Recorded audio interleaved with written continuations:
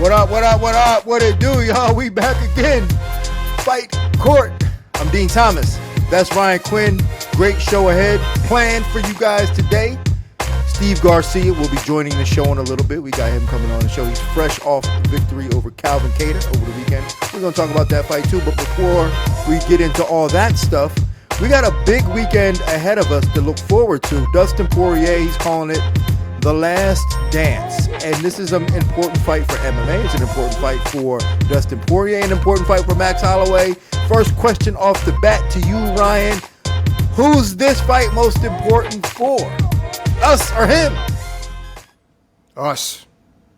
I think us. And you know why else I say that?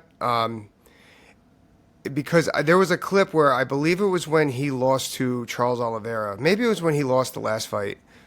To Islam, but he was walking back with his daughter and she was upset and he said, "Don't cry, baby, it's a celebration. Daddy's living his dream." So I think that Dustin is well aware of what he's done. I mean, he's a competitor, he's so tough, he's always going to want to win, but he's going to be all right no matter what happens, and I think that's why it's more important to the fans, more important to us. And like I did an interview with Pitbull earlier, Thiago Alves, and as I was talking to him, and we started talking about Dustin, leading to Dustin, started talking into, other stories, and it made me realize too, like, Dustin's the last of my homies that, like, in our prime, that is still fighting, and it's like this is it for that whole era, that whole generation of American top team, and I think people are associating Dustin with that because he's been around for so long. He's been through so many stages of the lightweight and featherweight division over the last, 2012? Over the last 13 years that he's been in the UFC, 20 plus that he's been in the game. So, yeah, I think it's more important to the fans. And that sounds like a weird take. It sounds like how can it be more important to the fans than him to have his last go? And I actually agree with you because for Dustin, Dustin has done this so many times. When you look at his resume and you look at the last 10 guys he fought, just all Hall of Famers and just these badasses. So he's already done almost everything. Except for the undisputed lightweight title, he's done everything else. So this to me is all right, it's the cherry on top for him for sure, but it doesn't really, it's not really the what's going to make or break his career. But for fans, I think this is important for fans because not only is he that last of the generation for the American top team squad, but he's the last of a dying breed of this aggressive going through the mud to get what you want, coming from nothing to get what you want, because nowadays fighters are so spoiled. They have the resources at their disposal. Dustin came up driving to these regional, fighters aren't doing that anymore. They're getting fights in their hometowns and they're able to kind of finesse situations to win fights. And Dustin really does represent a generation of fighters that really had to scratch and claw to get to the UFC and then scratch and claw some more to stay in the UFC. And then what he's done from that has been miraculous. I remember back in 2014, whenever Yves Edwards was in town, me, him, and Dustin would go get International House of Pancakes on Sunday morning. And I remember Jolie would come and we were talking about stuff before we first coming up and how hard it was. And I remember them talking about a fight. Dustin's been fighting professionally since he was 18, I think. And maybe even younger. He had one bad loss and Jolie was saying how it was just the two of us and they were scared and she had to drive him to the hospital and he wasn't all there and she's like, we were kids, we didn't know what to, and it's just the coming up from all that stuff. I'm not gonna get into all their family stuff, but just thinking of stories like that and then just knowing he stayed true to Dustin through the whole thing, and it's really been a great career.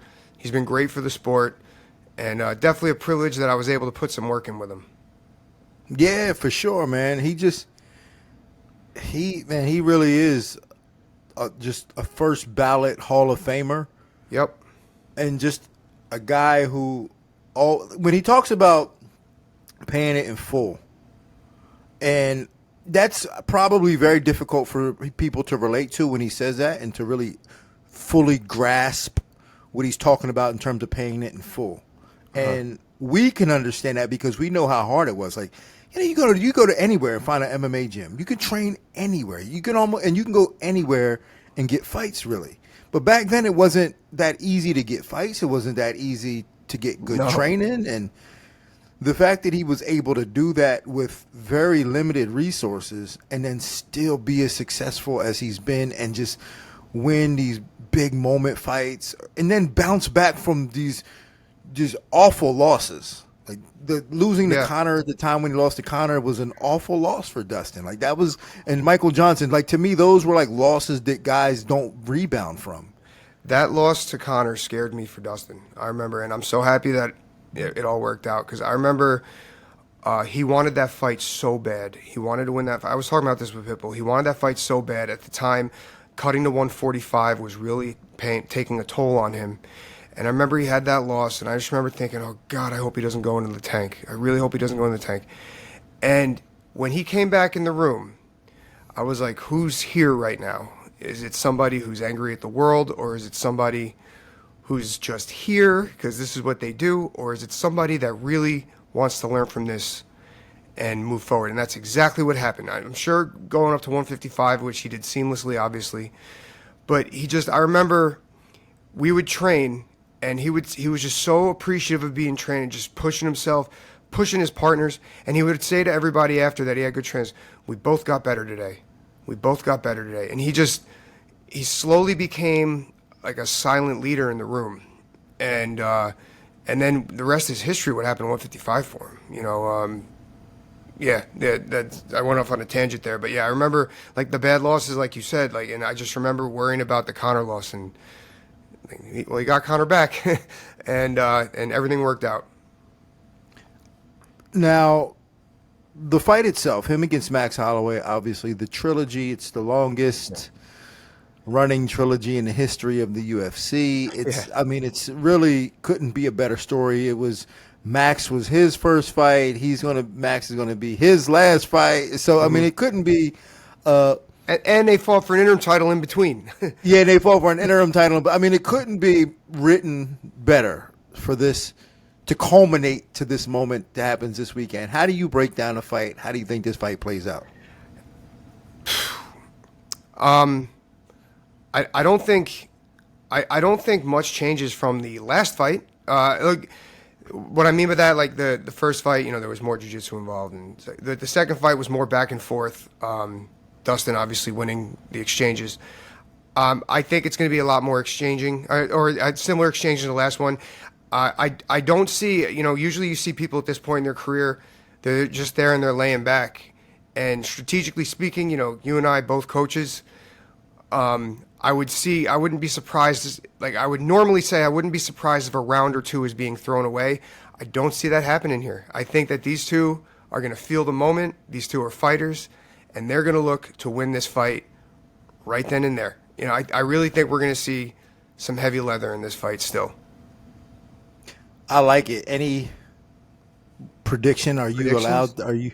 Well, I mean, obviously, it would suck. I know you're not going to be like, Max Holloway is going to win. No, I worry because I'm so biased. I truly am. Yeah. But I do think that Dustin is still. I just think that he matches up well against against Max Holloway.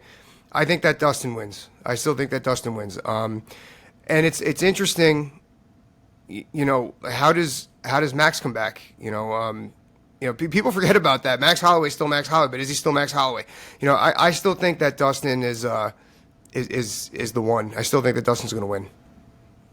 I agree with you. I did a study on both of these guys, and some of the things that Dustin was doing in the second fight may be very difficult for Max to pick up on. Yep. You know, in terms of like the counter punching of Dustin might be difficult for Max to pick up on. I think for Max to really give himself the best chance in this fight is he's got to really believe in his power. You know, and I think now more than ever he does after knocking out Gaethje. And, you know, he's knocked out the Korean Zombie, and, you know, he's just really been letting them hands go recently in terms of sitting down on his punches. I think in order for him to give himself a really good shot at winning this fight, he's got to sit down on his punches and see if he can't crack Dustin and make Dustin a little nervous. But I don't know if that's going to happen. I think Dustin's boxing might be too clean. His footwork might be too clean. So I think Dustin's just more scientific about it, whether it's creating angles, setting traps. I remember one time training with Dustin, and it was so embarrassing. He feinted me so bad, and I remember just throwing the hands up and then taking them away and bing, right down the middle. I'm like, where the fuck did that feint come from? I just think that he's more scientific and more surgical with the way he boxes than like Max is going to look to go through a wall. Dustin, even though he can go through the wall, he's not afraid to go around the wall. And I think that that's what's going to win the fight. Well, time will tell. I think the big question is, does Lil Wayne walk Dustin out? I think that's because we haven't heard much of it. I think it might happen. I think it might be one of them things that they're going to surprise us with. So I'll know beforehand if they're doing like a sound check. I'm like, yo, it's going to happen. But then again, like, because we haven't heard much from it, it could have just been a flat out, no, I'm not doing it. So just shut up about it. So who knows whether that happens or not. If Lil Wayne comes out with Dustin, that'll be that'll be a viral and so memorable of a moment. And what a good thing for MMA if Lil Wayne does walk Dustin out. If that doesn't happen, I got something else that he's done before, but it would really hit in New Orleans. If he starts out, flash us his boobs. No, any flashing goes to Conor McGregor right now, but that's something else that we could talk about some other time. Yeah, I saw a picture that Conor's very excited. It's Dustin Poirier fight week, if you know what I'm saying. But if the intro to his walkout is "Shine Bright Like a Diamond" from Rihanna, I think that would really hit the crowd hard. And then Lil Wayne drops, do both. Oh, no fight needed. No fight needed. Just walk to the cage. Only time will tell. Any other fights on this card that you're looking forward to specifically? Well, I told you I always love watching Dan Ige fight. He's supposed to be fighting Pitbull, but I feel like I heard there was something going on with that fight. I don't know. Oh, Kevin Holland and Daniel Rodriguez. D-Rod's looking good. Kevin's looking good. I know we say this every time. I think Kevin's going to tool him. Every time we say we're ready for Kevin to be the world beater, and then Kevin just doesn't feel like it. But I think that he's really looking good his last few fights. I think that he's right where he's got to be right now. I like the Kopylov-Costa fight. Yeah. Because, it's crazy because, like, there was a time where, like, Costa seemed like he was going to be unbeatable. And it seemed like, okay, like, the losses, like, the losses were weird that you could make excuses, but you just always thought he was unbeatable. But then when you look at his record, he's lost, like, 5 of 6. And you're just like, what? Yeah. It's whatever it is, 4, 5, 5, whatever it is. But it's just, it looks really bad. And I'm thinking, he seems still better than that. Absolutely, he does. Like, even when he beat up Luke Rockhold, but that was like his one win in his last like 5, 6 fights. I mean, the close with Sean was kind of close, but it's like I don't know. He's weird. He's got a hair problem. He's got a thinning problem. He's he does. Maybe that's what's going. Maybe that's what's going on with him. Yeah, that's what it is. he's self-conscious about that. He don't want I remember I heard somewhere. Actually, no, it was Daniel during the fight. Actually, as he's walking, like the way he is with his training, like maybe he's got to buckle down a little bit more as far as being disciplined and just in camp and just really focusing on what he needs to focus on. I heard times where it's like, oh, we're training at 4 and he won't show up till 7 o'clock. It's like, dude, what the fuck, man? Like, so maybe just that loosiness. He's like a little too loosey with that shit. And I mean, that eventually translates into your career. That eventually translates into your performance. Shit. Sometimes sooner than you want it to. Usually it does. What do they say? Sooner Life is a funny teacher. It gives you the test first and the lesson after. Like that's exactly what that is. Yep. I'm looking forward to the Kopylov-Costa fight. I think Kopylov is I think he's great, man. He's fun to watch. Like sometimes like when he starts a little slow, it gets a little like, come on, man, you're better than this. But when he gets going, man, when he lets some kicks go, it's like this dude is fast. And he's a lot of fun to watch. Yeah. I like watching him fight. So I think that'll be a pretty good fight. But interesting stuff. But let's bring in our man, Steve Garcia, man. Let's chop it up with Steve and see what's going on in his life. And we got my man in the house, Steve Garcia, fresh off of victory. And yeah, give him a round of applause, y'all. God damn it. My man went out there and he You know how I do. he did it, man. He beat a perennial Yeah. featherweight in Calvin Kattar, man. Yeah, so I was looking up your little history and I said, damn, man, where does this dude come from? And even before you got to the UFC, you had some pretty big wins over some solid guys, man. Talk about your journey getting to the UFC and doing your thing. Yeah, man, I come from the desert and tumbleweeds of Albuquerque, New Mexico. Uh, the glam life, as you can say. Been training, born and bred here in Albuquerque, New Mexico. Uh, yeah, man, I'm just a fighter, man. Amateur wise, I went 14-0 as an amateur. 4-0 as a kickboxer.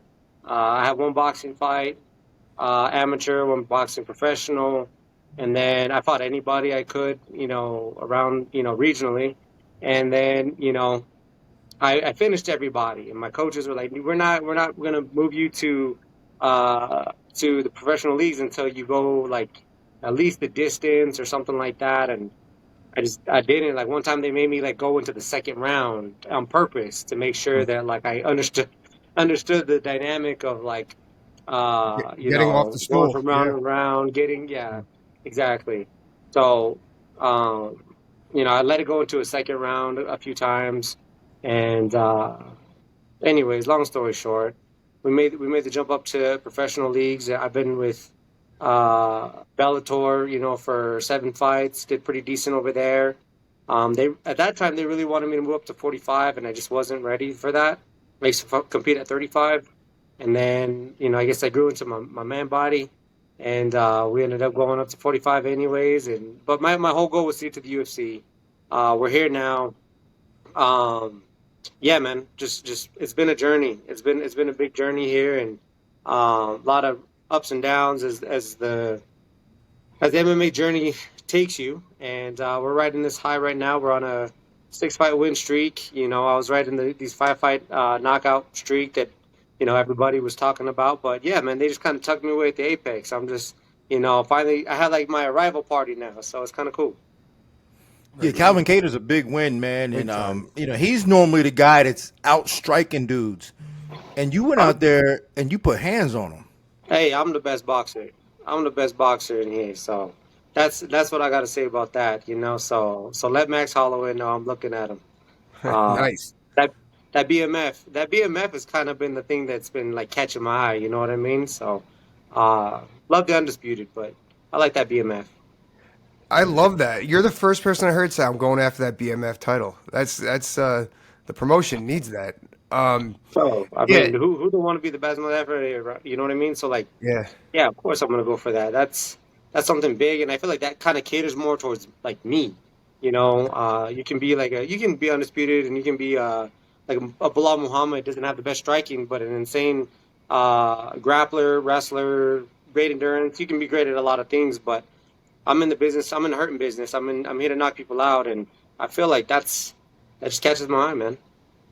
So when I went back and watched the fight, the first time I watched it around, I'm like, man, he's just giving him nothing to hit. He's being so awkward. And the way, and you said best boxing, I think it's overall striking because the way you're throwing out some of those kicks, especially some of those low kicks, just you don't want to go forward against somebody like you.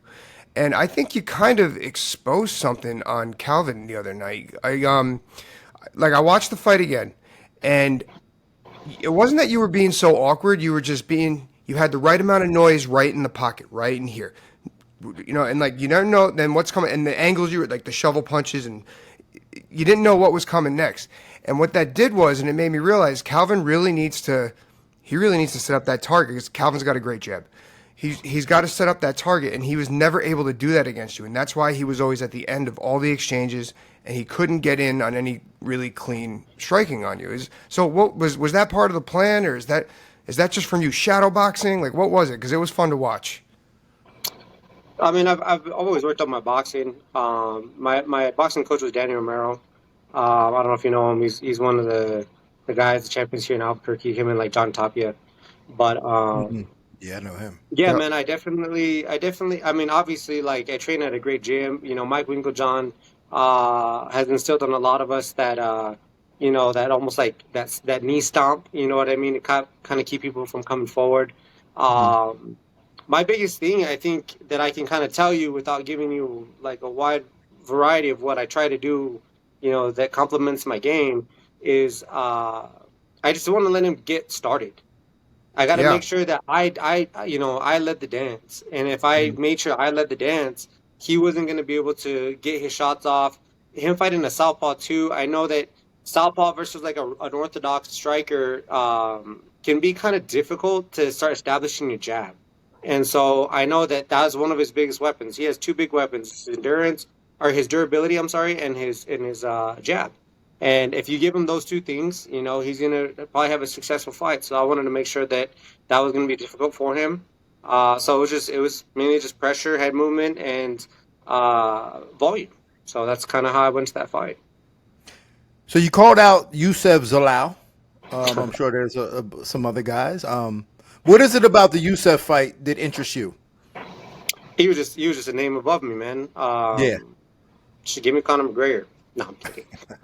Yeah, no. Zola was just ahead, man. I don't have no problem with anybody like that. Well, They're no, just it's always, not about problem. It's not about problem. It's just about like, what yeah. about the matchup Yeah. that you think, or what is it about like a win over him that you think would get you above and maybe recognized as seen as, all right, we got to get this guy into that top 5. Yeah, honestly, I think the name that I'm looking for is like an Emmett. You know what I mean? This dude, he's like I said, nothing against Law, but yeah, an Emmett has a big name. I know Zalal has called out Emmett, and Josh is like, nah, I'm good. You know what I mean? And maybe he might be more open to a fight for me because like I'm not gonna run. I mean, Emmett just had a fight with Leron, and I mean, I'm not trying to hate, but that wasn't like a good fight. I don't think it was a good fight.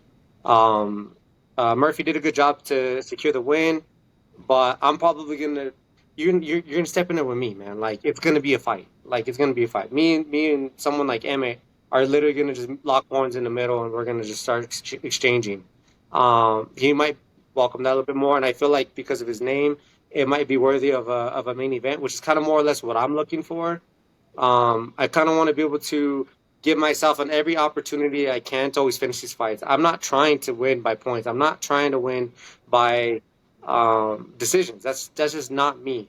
So a 5-round fight typically allows, there should be a finish. Hopefully, if you can't finish someone in 5 minutes, they're either damn good or you just are not doing well. So yeah, man, that's kind of more or less the name that I would be looking for.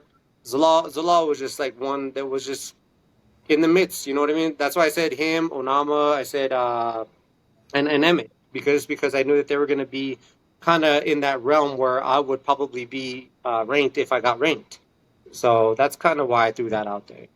I think that's the right move, and honestly, I think that MMA fans in general are getting a little more wise to the fact that when people call out others, it's not necessarily because there's beef; it's because that's what you got to do to improve your position to raise your stock. And I think that that was the right call there. Is there any fights coming up in your division that you feel might have a take on what your next bout is, or any fights you're looking at that you might be getting the winner of? You think, or is just those names that you're looking at, or any fights maybe in your division that are interesting you right now? Yeah, man. I like that. I'm looking at the Lopez and the Gene Silva fight. Like Yeah, that's gonna be a fun one to watch. That wouldn't. I mean, anybody that's gonna get me closer to the title is definitely what I'm looking for. I think that would be fun. Um, I know me and Igor, I think we're tied for 11. I don't even, dude, these rankings, bro, are kind of just, I don't know. I'm just here, bro. I'm living in it. You know what I mean? And if that's something that people want to see, cool. If people want to see, scraps, you know what I mean? People have also been like, well, you haven't been tested on the ground. I'm like, well, I fought Nordenbeck, I fought Chase Hooper. I mean, both those guys are ground guys. You know what I mean? I think they want to see me maybe fight like a super elite wrestler. If I have to do that, then I guess I'll do that too. I don't know how exciting those will be because that's more of a game planish type of fight. But I'm just trying to see what they're looking at. They put me with great matchups. I felt like I've been able to go out there and really just go toe to toe with most of these guys, and I've been able to take them out. So I thought I was gonna be able to get Cater out there in the third. It didn't happen. It was close. You know, he was a true vet in there, and he showed why it's very hard to put him away. I felt Well, like if it man, was a 5 rounder, I could have put him away, but yeah. Well, you're too nice, man. It's not. I don't even think it's that. It's just I'm a dick because I've been talking about fighters for a couple decades now, and I'm just tired of being nice to them. So, but you're nice, and I appreciate your being politically correct about talking about these guys. But it's no, go not ahead. even so much. Yeah, no, it's not even so much about that, man. It's just like that's just kind of how I was raised, man. Like Yeah, if for me, if I'm gonna talk smack about somebody, then I'm ready to square up with them. You know what I yeah, mean? That's just yeah, how it always is. If I go over here and just like put shame on all these guys, bro, like let's just do it tomorrow then. You know what I mean? So yeah. I know how hard it is to be one of these guys in the division in the UFC. I know what it takes. These guys are all killers, but I'm here too. You know what I Well, mean? I've arrived. I love that, and I think you have a very fan-friendly style. And I think that for you, in order for you to really rise up and excel, you just need to fight more often. And I hope that I hope the UFC books you more often because I think you have a style. Because you're not going to talk, and that's good, right? Because Yeah. that's good that you don't have to talk your way into it. But your fighting style is going to say a lot. So I'm hoping that they can book you more often. Let us get a chance to see the Steve Garcia show 3 or Yeah. 4 times a year. That's what I want. Is that what Yep. something you'd want as well? No, absolutely, man. I say this all the time. I was like, humbleness doesn't sell, but KOs do. Yeah, So absolutely, that's absolutely. that's the business I'm in, right? So when people see me, then they should be expecting either a war, a solid hand to hand fist fight, you know what I mean, or a knockout. That's how I sell myself. Unfortunately, yeah, man, I'm not gonna be someone I'm not. You know what I mean? If there's beef, we'll talk. But I don't See got me in the beef. parking lot, right? Meet me in Yeah. the parking lot, no problem. I'm Talk from for a minute. Albuquerque, bro. It's different here. You say shit, Yeah, it's gonna get handled. You know what I mean? yeah. Uh, it's just how it is, man. Ryan, you got anything before we let him go? Yeah, so it's your week after a fight. What are you doing? Are you just chilling? Is there any meal you're looking forward to eating, or what's going on? What are you doing on your downtime? I wish I could be playing golf, man. That's normally what I do. But yeah, no, I kicked the shit out of his knee, man. And so my legs, sorry, my foot's kind of blown up a little bit right now. So I'm just kind of just babying it a little bit, making sure that it's not broken, which I don't think it is. Then hopefully, I'll be able to get a round or two of golf in. So that's typically what I like to do. I get to spend a lot more time with my family, who I neglect during camp. So I'll spend more time with them, and I'm gonna try to take them on a couple more fishing trips, trying to, spend more time with them because when I'm training, even though like it's nice I don't have to travel out of state to go somewhere. I have Jackson Wink in my backyard, which is nice, but I don't come home till 10:30 sometimes at night because I'm just always running. I'm training, trying to get extra work in. That's where I'm gonna excel more than any of these guys. I'm just always training. So, yeah, that's it. It's nice to be able to kind of just take a step back, hang out with them. I love playing video games. I'm a big Warzone type of guy. But yeah, man, I'm kind of boring, I guess. No, no. Nice. Let me ask you this though: are you Mexican? Yeah, I'm like both, man. I just call myself a Latino because I'm like I have family from Spain and I have family from Mexico, so I'm Okay, like a mutt. Yeah, but you're Spanish and Mexican. yeah, yeah. Okay, all right. Because I saw that your name was Esteban Garcia, and I That's my said, name. yo. Yeah. And then now that you're talking about Okay. golf, I'm like, yo, you are the new No. generation of Justin Gaethje. Yeah, man. Honestly, Yeah, he's coming to Albuquerque. I wanna see if I can get around with that guy because he's yeah. all obsessed too now. So I'm gonna see if Oh I my can God! get that guy on If the if you course. if you called him out in a round of golf after your fight, I would have lost my shit. That would have been the coolest thing ever. Dude, I should have, but when the lights are hitting you and you just Yeah. got done with a fight, man, everybody's just like looking at you. I'm like, damn it, I should have. Well, There's a lot of things I could have said and I should have done, but you know what? I have these interviews with you guys. I can kind of just like shoot the shit a well. little bit with Oh you yeah, guys. we're gonna make a short on YouTube. Steve Garcia calls out Justin Yeah, Gaethje. do it now. Do it now. Call. I Tell them need. right now, meet me, Yeah, do it 505. now. You and Justin Gaethje, Me or and you and Dustin Dustin Gaethje. Jacoby is the Let's is the go. match. Absolutely, it is. I mean, I'm waiting for him to come on to Albuquerque. I know he'll be here in 2 weeks. Let's go. I'm in. You in? Damn. Take it. Oh shit! Here we go. Well, Steve, man, we appreciate your time, man. Thanks for coming on today. Yeah. Enjoy. Hope you get some good golf in. Hope you get some good video game play in, and just relax, man. I can't wait to see you fight again because you're knocking heads off, and that's what we like to see. Thanks, Dean. I appreciate you guys. Thanks for having me on. I know it's been a little while since my last fight, but I talked to Jason already. I was like, as long as my foot's cleared, everything's good. I was like, hopefully we're definitely getting one more this year. Definitely getting one more this year for sure. So I told him I was looking at that MSG card. If not, I want to headlight in something, so that'd be cool. Man, Steve Garcia, he's a lot of fun, ain't he? Great dude. Yeah, I'm sorry. We have the best people on here on purpose, and he's definitely one of them. Bright career there. Really looking forward to whenever he gets on later in the year for sure. Yeah, he might not think he's a lot of fun himself, but his fighting style is a lot of fun, and he's a good dude. And the fact that he was talking about he from Albuquerque and things get handled in Albuquerque. So Justin Gaethje, Dustin Jacoby, if you want that smoke with my man, sign him up. Yeah. He'll do Justin the first 9, he'll do Jacoby the next 9. My man's not afraid of nothing. So this past weekend in Nashville, what's that? You ever golf? No, hell no. Oh yeah, I took lessons once. I went golfing twice and I hated it. I'm like, I suck at this, and we got to do this 17 more times. I can't. Even when I started working in corporate, like some guys, I'm like, I don't golf. I even said to my boss, I'm like, I'm never gonna have to golf, right? And he laughed. He's like, no, you don't gotta golf. Don't worry about it. Well, I tell you what, man. From what I'm understanding now, in terms of like in Hollywood, in LA, that jiu-jitsu is the new golf. All right, I'm down with that. Yeah. So, where business deals and everything used to get made on the golf course, like everybody in Hollywood is doing jiu-jitsu, and that's where everybody's doing it. So there's hope for you yet, Ryan Quinn. All right. There's hope for you yet, But last weekend in Nashville, Derrick Lewis scored a big knockout over Taliesin Teixeira. First portion of that card seemed pretty good, man. I didn't tune in.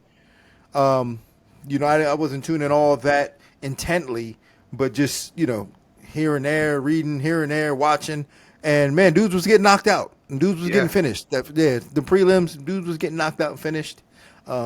Good stuff on that. But let's get to Derrick Lewis. Where the hell does this put Derrick Lewis? I think he's in the word for title contention. I really do think that.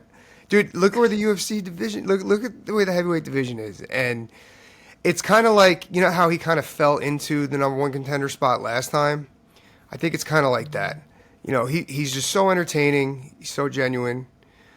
And by the way, I thought the stoppage was, what did you think of the stoppage? I thought it was. No, the stoppage was fine. I thought it was fine. Actually, this is one of the rare times I didn't agree with Mike Mazzulli. He was defending the fighter. He said, I think it was a little early. I'll go back and watch, but I'm not in there. I do see. And I said, I think it was fine. He said, well, I got to go back and watch. They tell us all the time, you can't grab the fence. And he was grabbing his fence on the way up, and you can argue that he didn't have the wherewithal to remember the rules because he was rocked. And you can't stop the fight to take away a point in a finishing sequence.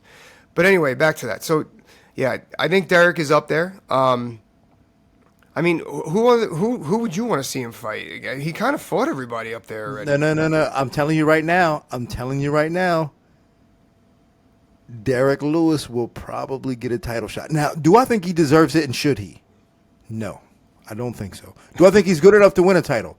No, I don't think so. But the way the landscape is with the UFC, if you want to keep Tom Aspinall around to fight in the White House against John Jones. John Jones will wait. We know this. You got to give him a push. But the easiest way to keep Tom Aspinall busy is to give him Derrick Lewis. You got to give him a push fight. Absolutely. Give him Derrick Lewis. Mm-hmm. Do that, December, just get him the fight in December. Give him Derrick Lewis in December. And, pay Derrick whatever you want to pay him. I know he already gets a lot of money, but just let Tom Aspinall beat him up just so he can get some more work. Yeah. And that keeps Tom Aspinall busy. Then have him fight John Jones at the White House. Because outside of that, man, like if they're trying to do Tom Aspinall and John Jones at the White House, you can't let Tom Aspinall wait 2 years. So this White House fight's really happening, huh? I guess. Hell yeah, it's happening. I guess I'm just like, whatever. If it happens, it happens.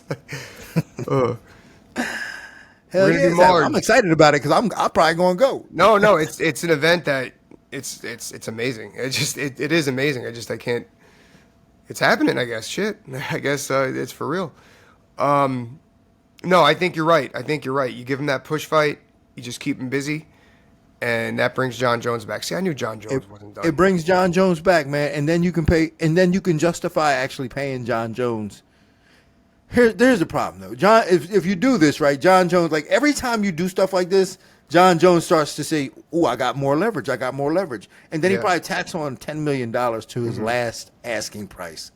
But I mean, whatever his asking price is, for a fight at the White House against Tom Aspinall on 4th of July weekend, like you kind of make that happen, right? You kind of go, all right, whatever the hell you want, we're going to give it to you. Especially if you do this whole thing with, if you give Tom Aspinall a Derrick Lewis fight. I mean, we all kind of know what's going to happen there, but Derrick Lewis is sellable enough that it makes sense. You can still make it make sense. And they can still market it like the man who has the most knockouts in history, and you can just his highlight reel would just it'll attract enough casuals to make people feel like it'll be competitive. But Tom Aspinall would probably knock him out in a round. What if Derrick wins? And if Derrick wins, he gets the spot. If Derrick wins, Derrick gets the spot. It's a no-lose situation. Derrick Lewis called it like the president called Derrick Lewis in the cage. I could see, where's Derrick? And he's fucking around in the Oval Office. He's like, which one's the nuclear button? Just get this guy out of here. Could you imagine Derrick Lewis in the Oval Office? Oh, God. Just walking around the White House with house arrest slippers on and his underwear showing. Where's the Monica Lewinsky room? Oh, they gotta keep him and Kid Rock away from each other. That's crazy. Yeah, I don't know, man, but I'll say this about Derrick Lewis: you got to be proud of him. There's no fighter who's been more successful with less. Limited weapons, yeah. With less. There's no fighter who's been more successful with less. I can't think of one in the history of MMA. I can't think of another fighter who's been more successful with less. He's got a great right hand and amazing stand-up capability, like ground defense capability. Yeah, just amazing ability to get up off his like when guys are on top of him. He manages his energy well. Like he's always tired, but always saves enough to knock you out. Mm-hmm. He's just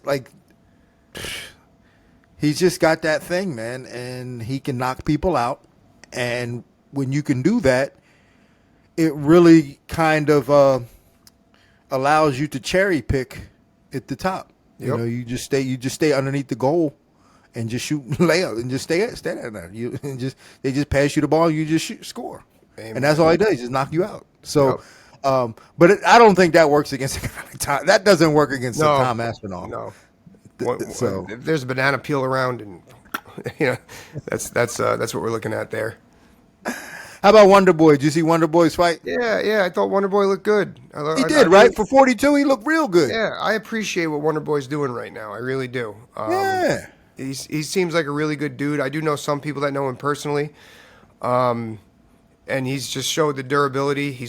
I just saw he's not in the rankings today for the first time in, I think it was like 8 years or something like that. Like not in the top 15 or something. And he's fighting a lot of bad dudes. You know, like he's another one who's just doing great. I think he's great for the sport. I always think of that. Like, what's this person doing for the sport? And they're doing a lot. He's not doing.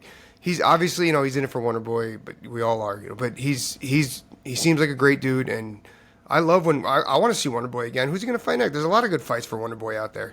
Hey man, don't get your hopes up, man. I got a feeling that I got a feeling he might get his walking papers. You think so? Yeah, I think so. You think so? Huh. I mean, the same way they allowed Chris Weidman to bow out gracefully, and when they had that extra day, like Chris Weidman and Holly Holm and Anthony Smith, they were just kind of like a lot better than Chris Weidman did towards the end. Yeah, but still, they might give him another one, but one more. I think probably one more because he did look pretty good in this fight. But I can't imagine them wanting to keep him around for much longer. I could see him fighting like a Wonder Boy on his return fight whenever that's going to happen, or our boy Rami's. I think that that's a good fight for Rami's. Pushes him. Gatekeeper to the contenders is where he's at right now. Yeah. If he gets his walking papers, I think he's got a little bit more. Like, am I saying like 3 years? No, I'm thinking like 2 fights. But I think he's got a little bit more. We'll see. All right, last but not least, man, what's going on with Conor McGregor, man? What's up with that bullshit? This guy. I didn't see the picture, man. But I did see this rant from Chael Sonnen, and he was like, "I can't stop looking at the picture." I saw the picture. I saw the picture on Sunday night, and then again on Monday afternoon, and then Monday night. And then I saw it again. No, I saw the picture. Jesus, man. Is it your screensaver? You got it up right now? My work computer. You got it up where my face is supposed to be on the screen? Yeah. Jesus, man. I think that should be like the next thing. Like, how excited for you at the Super Bowl, and then me, and just show him from like the waist up, like checking this out. Yeah. But no, the guy just doesn't. He doesn't care. He doesn't care. I think it's a shame, like, with disrespecting his girl and stuff. But whatever their relationship it is. But dude, what the fuck? What else can this guy do? And I don't know. I really don't know. Yeah, man, he's a complete mess. Yeah. He's a hot mess, man. Yeah. Oh well, kind of get your life together, man. I hope for the sake of your kids that you get your life together. Yeah. But yeah, the Chael thing was interesting. That was a bit much. The Chael. I can't stop looking at it, and I sent it to this guy. I thought that was hilarious. I can't stop looking at it. I'm like, Jesus, Chael. Yeah, about 4 or 5 people sent me that. I was like, oh, Jesus. Well, Ryan, as always, it's always a treat. It's always a treat for me. It's a treat for me, for the sir. fans. Thank you, So Dean. we will chop it up again next week. Hopefully, I'll see you on the mats in the morning, depending on what time I get up. Hopefully, I can get up in time to make it. 5:30. Coral Springs, Alliance BJJ in Coral Springs. If you got beef with me, come roll up on me out there. You know what I'm saying? I'll bust you up in the parking lot. Or you throw the gi on and we go on the mat. Or you can do that too. But if you enjoyed the show, hit like, share, subscribe. We in the building, we in the house, and on that, this court is adjourned.